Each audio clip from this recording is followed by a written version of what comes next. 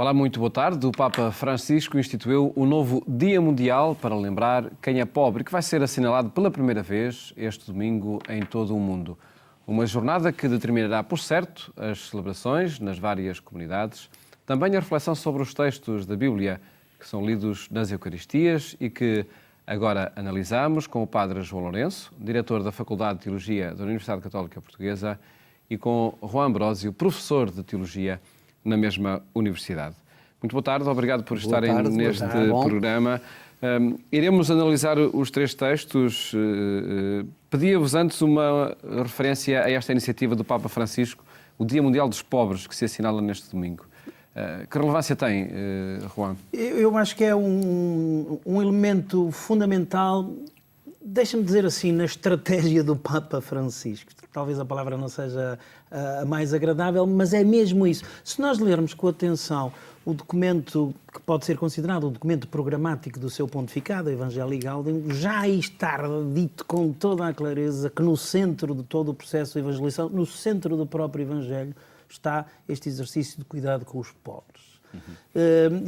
E se virmos as intervenções dele e as reflexões que ele vai fazendo ao longo de todo o exercício do seu ministério, veremos que essa é uma nota constante, que agora se concretiza com esta celebração. E ainda para mais com esta indicação. A celebração é de ser feita no domingo anterior ao domingo de Cristo Rei, para que depois fique claro que o reinado de Cristo como Rei é sobre toda a casa comum, juntar as diversas perspectivas, onde se devem incluir aqueles que são os descartados e os sobrantes, que são as expressões do próprio Papa.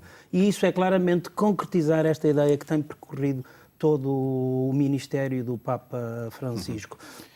Os textos do domingo não foram escritos com essa intenção, como é bom de perceber, mas facilmente também nos podem ajudar a perceber isso. E, aliás, aqui pode, o ciclo de leitura pode funcionar aos dois lados. Os textos podem nos ajudar a perceber melhor o domingo, este domingo dedicado a refletir sobre os pobres. Não é sobre a pobreza, é sobre os pobres, e isto também é uma nota pessoas distintiva. concretas. Exatamente, aqueles que vivem como pobres, não simplesmente com a pobreza, como uma ideia, uma opção, é aqueles que são pobres, e são pobres não por opção, porque são obrigados a sê-lo, também é desses que se está a falar, não simplesmente aqueles que são pobres por opção, não é? Que querem viver de uma maneira pobre. Esses também podem ser incluídos, mas aqui é os pobres que são obrigados a sê-lo. Portanto, os textos podem nos ajudar a refletir sobre essa realidade, mas esta realidade pode-nos também ajudar a perceber melhor os desafios que os textos nos dão. Eu penso que é isso que está em jogo neste momento. E já aí chegaremos a essa análise. Perguntava antes ao Padre João Lourenço o que é que este pontificado veio, de facto, trazer de novo neste relacionamento até institucional com quem é pobre.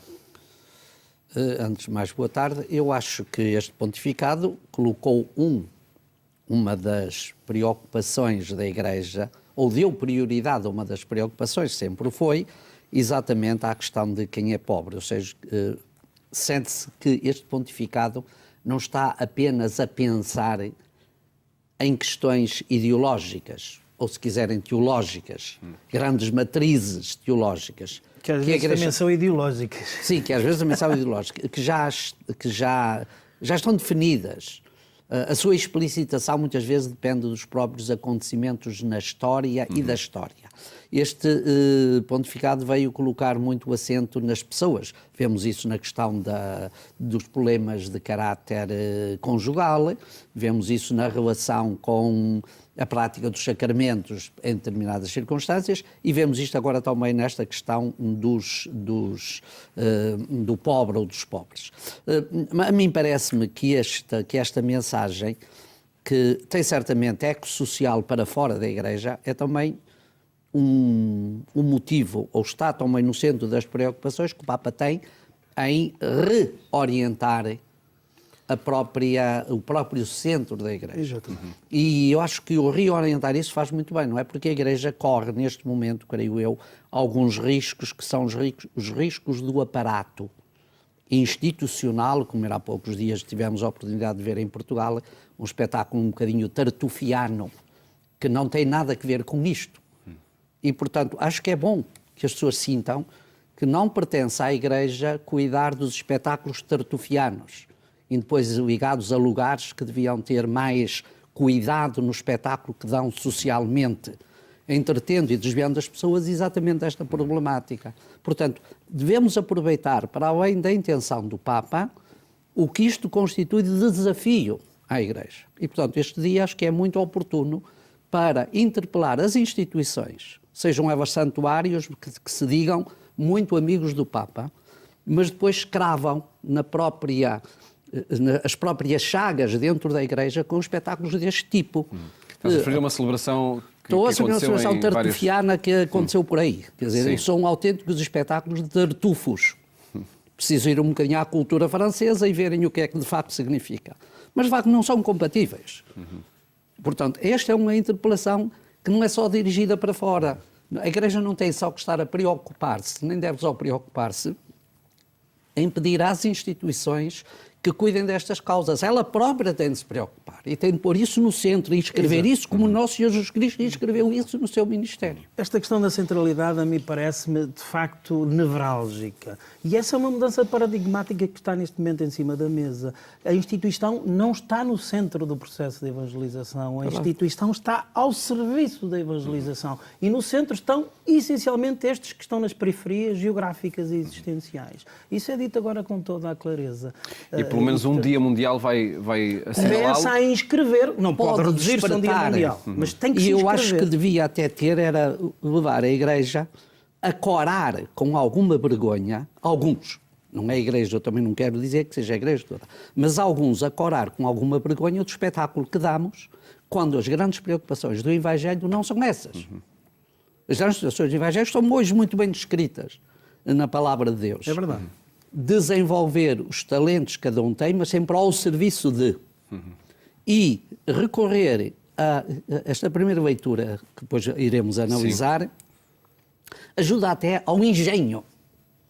E como sempre se diz, a grande missão da evangelização não está só em dar peixes, mas está a ajudar a encontrar as canas para os pescar. E, portanto, também aqui na questão da pobreza, está exatamente isto, valorizar as pessoas para que elas assumam o pobre, assumam a sua dignidade e possa redescobrir um novo programa de vida. As instituições sociais nem sempre o fazem, porque têm interesses por trás, mais de caráter político, como nós sabemos muito bem. Quando o fazem a pensar em ganhar adeptos e não em promover a dignidade humana. E é isso que está em causa. A declaração de um dia é importante, não simplesmente, até simbolicamente um dia, mas é porque inscreve a questão no âmbito da reflexão. E a proposta não é seja que só um dia. A proposta que vem é que a semana anterior seja de preparação com uma série de atividades, há até propostas vindas nesse sentido, para depois, toda a semana seguinte, em direção ao Cristo Rei, também seja refletida sobre isso. Portanto, trata-se de inscrever a questão nas preocupações, na reflexão, na ação das próprias comunidades cristãs. Um tema que, por certo, vai marcar os encontros deste fim de semana, deste domingo. Os textos que aí são lidos, vamos agora analisá-los. Desde logo, o Evangelho, e antes dessa análise vamos ouvir o texto que é lido nas missas deste domingo. Naquele tempo disse Jesus aos seus discípulos a seguinte parábola. Um homem, ao partir de viagem, chamou os seus servos e confiou-lhes os seus bens. A um deu 5 talentos, a outro 2 e a outro 1, conforme a capacidade de cada qual.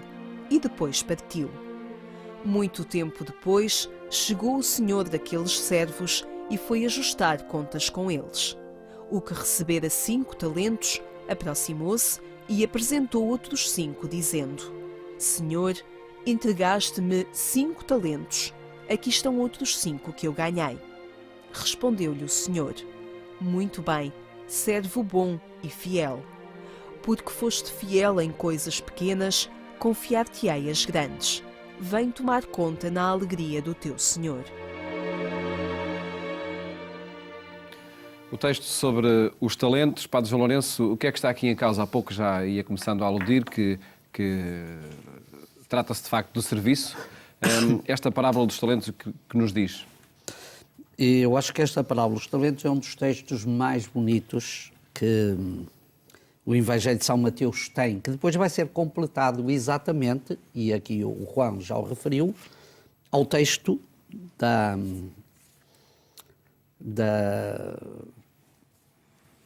escatológico do capítulo 27 de São Mateus, que está ligado ao que depois se analisará na festa de Cristo Rei.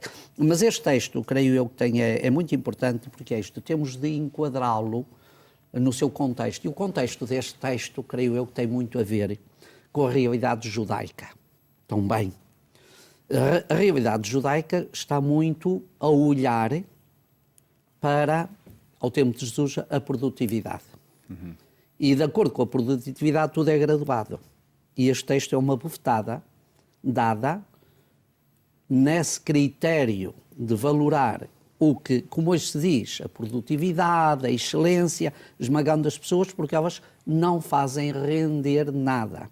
E o que o texto vem dizer é que o que é importante é cada um pôr a render os seus talentos.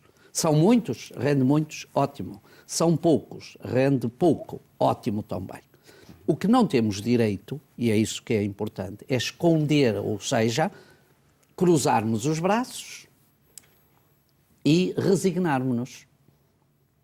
A resignação não é uma boa virtude cristã, apesar de toda a tradição a ter colocado, mas a resignação não é uma boa virtude cristã. Nem creio que estaria no espírito de Nosso Senhor Jesus Cristo, porque a ser verdadeiramente teólogo, se Nosso Jesus Cristo fosse para pugnar pela resignação, não teria feito a encarnação, porque a encarnação é uma experiência de anti-resignação. Então, eu creio que, efetivamente, este texto nos é um desafio importante, mas importante a valorizar cada um, naquilo que é, naquilo que tem, mas não o deixar ficar de braços cruzados. Procurar desafios, procurar dar estímulos, incorporar, como o Papa diz, ir fora para trazer para dentro, ir à periferia para tornar, para incluir. Portanto, esta dimensão do Evangelho creio que é extremamente oportuna e é, no fundo, um grande desafio àquilo que nós hoje entendemos como as grandes questões de desenvolvimento. A pessoa no centro. Não uma visão utilitária sobre as suas capacidades. Não. Essa pode ser um dos riscos da leitura deste texto, mas não é para aí que o texto aponta, embora também se possa dizer que cada um deve pôr a render todas as suas capacidades. Talvez uma leitura interessante do texto possa ser assim. Imaginemos que um senhor tem uma fortuna, porque é isso que o texto nos diz, e distribui a sua fortuna pelos seus colaboradores. E depois, quando regressa, pede contas disso. Alguns simplesmente guardaram a fortuna, outros puseram-na a render. Passemos isso para nós e para as comunidades cristãs. Temos um Senhor, aquele em que acreditamos, que nos entrega uma fortuna. Mas não entrega a fortuna para nós. Entrega-nos a fortuna e diz-nos assim: façam-na chegar a todos quantos eu quero que ela chegue. E todos quantos eu quero que ela chegue são efetivamente todos. Preferencialmente estes excluídos, estes que estão nas periferias, estes que estão descartados, estes que são sobrantes. A fortuna que nos é entregue não é para nós, é para a fazer chegar a todos. E por isso o Senhor, quando vem e vê que alguns guardaram a fortuna e a guardaram muito guardadinha para nós, interpela e diz: mas não foi para isso que eu te deixei a fortuna, eu deixei-te é para tu fazer chegar a todos. E permeia aquele que, com risco e ousadia, é capaz até de a multiplicar para que mais possam ainda usufruir dela. Penso que este é o enorme desafio que este texto tem. Não simplesmente pensar nas nossas capacidades, do modo funcional, como se estava a perguntar, mas este desafio de que nos é entregue um precioso tesouro, mas não é para nós, é para o fazer chegar a todos. Em causa não estão também investimentos na Bolsa para fazer render esses valores? Não é disso que se fala. Se eu invisto na Bolsa para aumentar a riqueza para mim, para dentro, estou na mesma a fazer quase como o outro, não é? Que guardou os talentos. Não. Aqui o que está mesmo a ser dito é a multiplicação deste precioso tesouro para chegar a todos. E, segundo as regras e as lógicas da justiça social, da equidade, se quiserem até de uma banca ética, que agora se começa a falar, então que essas regras entrem todas em jogo aqui. Avançamos para a primeira leitura, que não sei se acrescentar alguma coisa, Padre João Lourenço. Não, eu não tenho propriamente nada muito mais significativo a acrescentar. A única coisa que teria a acrescentar é talvez uma palavrinha muito breve sobre aquela parte final do Evangelho que se lê nas Eucaristias, principalmente quando se lê na sua forma longa, porque há ali uma conjugação de palavras que às vezes é difícil. Isto é uma citação tirada do Antigo Testamento, designadamente do profeta Isaías, e creio que, à luz de Jesus, este texto tem outro sentido, porque quando diz que até aquele que não tem, até o que tem lhe será tirado, significa não tem daquilo que Jesus Cristo lhe dá, mas pensa que tem daquilo que o Antigo Testamento lhe dava, não é? E isso, à luz de Jesus Cristo, já não vale nada. Ou seja, é preciso também refazermos o nosso coração, a nossa mentalidade, o nosso espírito, que Jesus Cristo veio dar um sentido diferente, que vem um bocadinho nesta perspectiva que já não consiste, a verdadeira riqueza aos olhos de Deus não consiste em armazenar para si, isso tem pouco valor, tem só o valor pessoal e subjetivo, mas em enriquecer com dons e numa partilha que possa também ajudar os outros a crescer. É claro que na lógica a pessoa não se pode ficar esquecida, mas não transformar o eu no absoluto da vivência cristã. Avançamos para a primeira leitura no livro dos Provérbios. O que nos quer dizer esse texto, que começa com uma interrogação aparentemente, enfim, nada politicamente correta nos dias de hoje, não é? Quem poderá encontrar uma mulher virtuosa? E depois, sobretudo, para uma discussão a três, como estamos agora aqui a ter. Exatamente. Este será um texto daqueles que será olhado sempre com muita desconfiança. Dizer, cá está, uma mentalidade claramente machista, não é? Que só vão dizer a partir de mim, vocês não.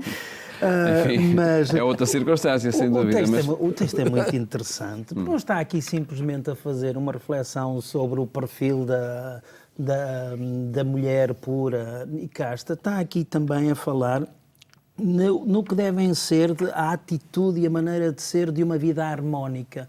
E aqui o que está-se a falar, e até podemos utilizar as categorias do Papa Francisco, uma vez mais, o texto não está a falar disso, mas com este processo de iluminação pode-nos ajudar a fazer isso, que são o cuidado pela casa comum, porque o que é pedido aqui à mulher é que trate da casa, que tenha a casa bem preparada. E o que se diz da mulher pode e deve-se dizer hoje de todo o ser humano, e o que se diz do seu serviço de ter a casa preparada para que tudo funcione em harmonia, pode-se e deve dizer de todo o ser humano. Se quiserem até utilizar o feminino, então apliquem-se às comunidades cristãs este texto, e que seja ela esta mulher, as comunidades cristãs, ou este ser humano, portanto este cristão a quem é pedido que cuide da casa comum, que saiba preparar tudo. Voltamos ao mesmo, para que aqueles que às vezes se sentem um bocadinho mais excluídos se possam sentir melhor e mais ambientados, mais acolhidos. Quando se diz a mulher que teme o Senhor é que será louvada, o que é que se está a querer dizer, Padre João Lourenço? Acima de tudo, eu creio que o que está aqui a dizer tem a ver um bocadinho com o ambiente deste próprio livro, claro, e da recolha destes textos, que são os provérbios, que são tradições, ditos, são ditos, e são reflexões a partir destes ditos. E está-se a promover dentro de uma dimensão de família, mas numa dimensão de serviço, numa dimensão de atividade, algo que ao tempo até nem no ambiente judaico nem sequer era muito considerado, mas que vem aqui realçado como um valor importante, que todo o contributo do ser humano, masculino ou feminino, até o mais simples, é de facto um grande, é de louvar. E este temor do Senhor não tem a ver com reverência, tem a ver acima de tudo com acreditar e sentir-se motivada por aquilo que deve ser a presença de Deus na vida de alguém. Portanto, é importante perceber que temor não é tremor. O tremor tem mesmo um R, treme mesmo. O temor não, o temor é acima de tudo o respeito e a dignidade com que é assumida. E que no ato de crer, essas dimensões estão presentes. Nós não acreditamos em Deus para ficarmos reduzidos. Nós acreditamos em Deus para nos sentirmos engrandecidos, para crescermos. Avançamos aqui para uma coisa texto. só que eu gostaria de sublinhar muito rapidamente, porque isso também é importante. Pode-se dizer que o texto está também a ser a tradução do que é a situação cultural do seu tempo. E é óbvio isso. mas ainda aí está a valorizar um trabalho e dizer isto não é uma coisa banal, é uma coisa verdadeiramente essencial. E nisso o próprio texto, utilizando as categorias do tempo, está a dar outro sinal e está a apontar para outros horizontes. Padre João, o texto, a segunda leitura, a Carta aos Tessalonicenses, que novidade é aí afirmada quando se diz todos vós sois filhos da luz e filhos do dia?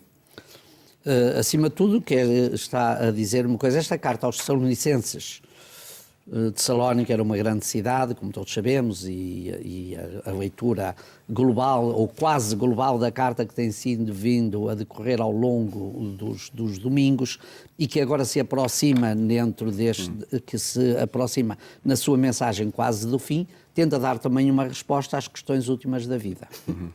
Não é? São sempre questões que ao passar do mundo pagão para o mundo cristão, ao passar das atitudes das idolatrias locais para a fé cristã, também precisavam de ser iluminadas. Paulo está a dizer que são filhos da luz, isto quer dizer, eles entraram agora nesta luz que é Cristo, neste novo horizonte de vida, e também a eles Paulo propõe uma mensagem sobre o fim, que não é de desespero nem de aniquilação, mas que é de esperança e de comunhão plena em Deus.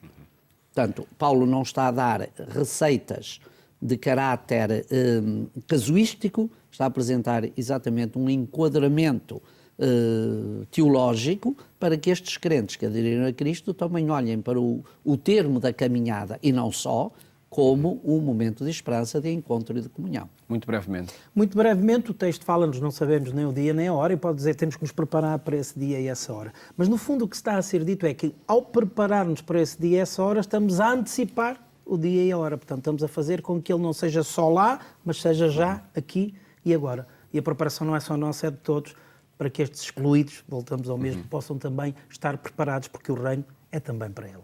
Agradeço-vos terem estado aqui no programa Eclésia a apresentar estes textos sempre um no âmbito gosto. deste Dia Mundial dos Pobres. Mais logo siga-nos na rádio, na Antena 1, onde lhe fazemos companhia pelas 22h45. Votos de boa tarde, bom fim de semana e, se estiver por Viseu, participe no Encontro Nacional de Leigos que se assinala este sábado. Até à próxima segunda-feira, se Deus quiser.